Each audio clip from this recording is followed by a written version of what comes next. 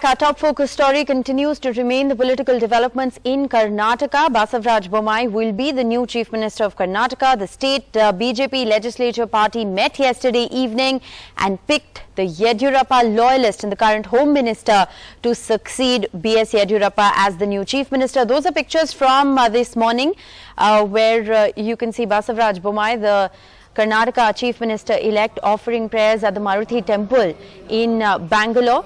His swearing-in ceremony has been scheduled for 11 a.m. So in about 2.5 hours from now, that man on your screens will be sworn in as the new Chief Minister of Karnataka. Basavaraj Bommai is a leader of the politically powerful Lingayat community in Karnataka. He's the son of Janata Dal's S.R. Bommai, a former Chief Minister of Karnataka himself, and Basavaraj Bommai joined the BJP from the Janata Dal United back in 2008.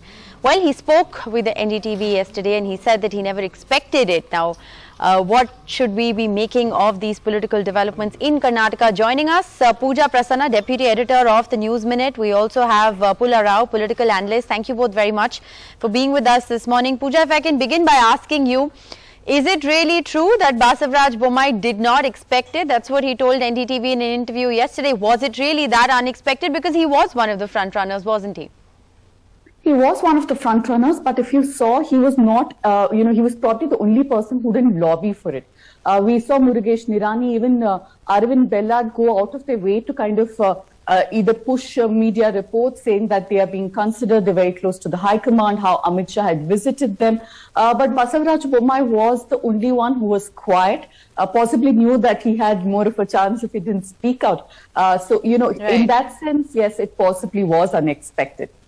All right. Well, interesting to see these developments taking place, Pula Rao, in a certain sense, a Yediyurappa loyalist, somebody who perhaps has Yediyurappa's blessings, leader of the Lingayat community. He really did check the boxes, didn't he?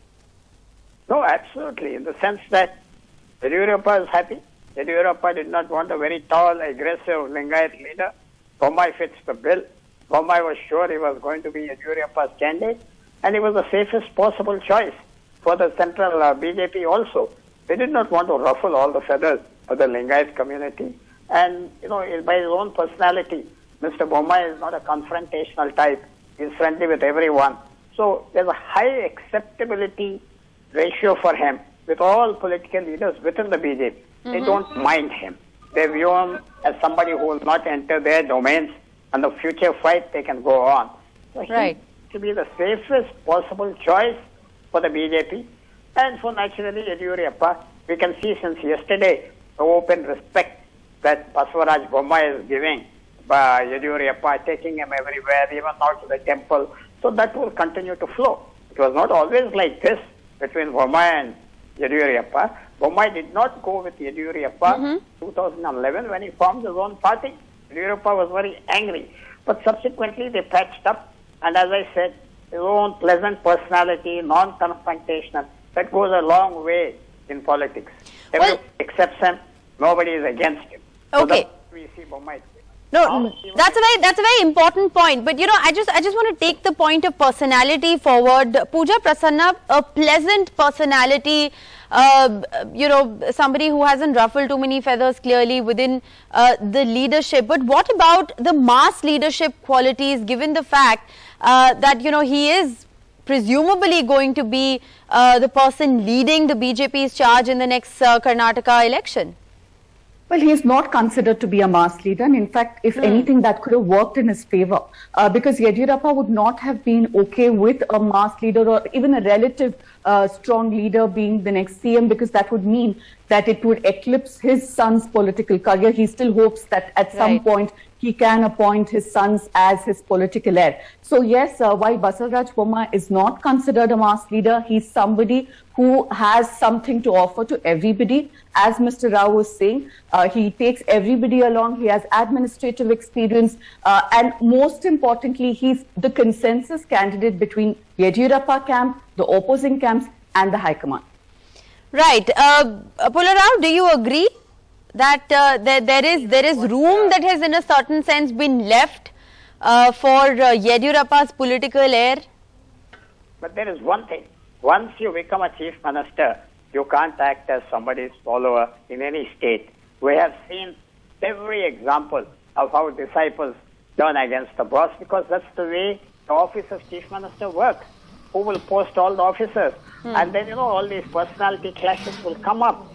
Therefore, right now, Mr. Bommai is the correct man for Yediyurappa and for the BJP. The crisis has passed. But what about the administration? Right. The BJP changed Yediyurappa because of poor governance. Now, will he be able to deliver? That is an unknown quantity. Whether, being a home minister, being soft and all that goes a long way. But now we have to see whether he can administer. Well, he's definitely familiar with the functioning of the government, because obviously, he's going to be elevated from Home Minister to Chief Minister. But, very quick closing comments from the both of you. Political future for B.S. Yediyurappa. What happens next? Pooja Prasanna.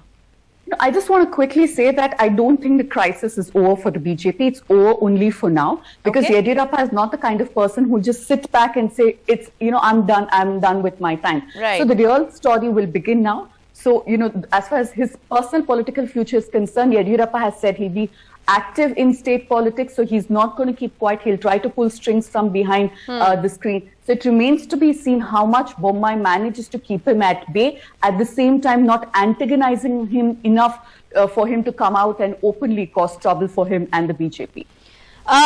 Pulla Rao, do you agree with that? Do you think the BJP will try to make room for Yediyurappa in New Delhi, or do you think he wants to stay put in Karnataka? How do you anticipate his political future playing out? No, Yediyurappa will always have his ambition. He wants to be there. His ego is there. Now, Bommai has to take care of Yediyurappa more than the state.